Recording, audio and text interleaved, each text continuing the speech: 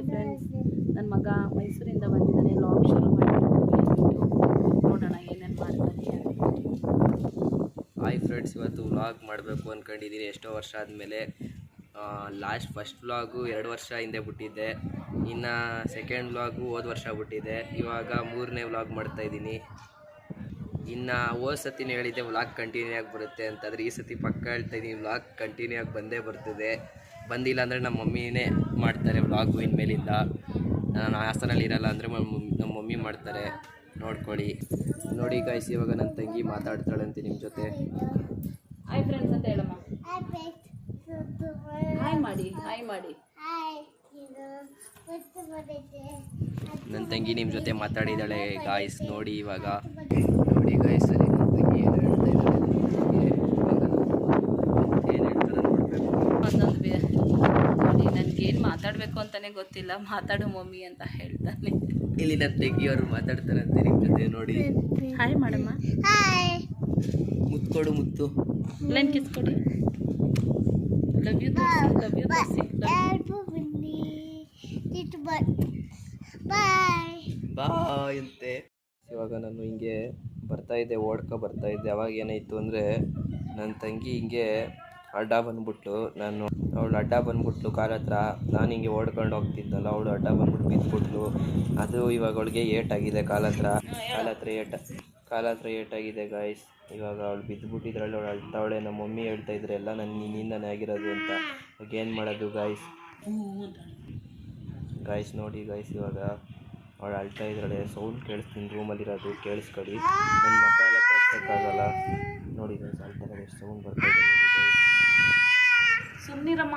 ನಮ್ಮಮ್ಮ ನನಗೆ ಆಚೆ ಕೂತಿರೋದು ಬಾಕ್ಲಾಚೆ. ಅವ್ರ ರೂಮಲ್ಲಿ ಈ ಕಡೆ ಸೈಡಲ್ಲಿ ರೂಮ್ ಇಲ್ಲಿ ಅಲ್ಲಿ ಇಷ್ಟತೆ ಇರೋದು. ಈಗ ಗೈಸ್ ಇವಾಗ ಅಳ್ತಾ ಇದ್ದಾರೆ. ಏನು ಮಾಡೋದು ಅಂತ ಗೊತ್ತಾಯ್ತಲ್ಲ ಗೈಸ್.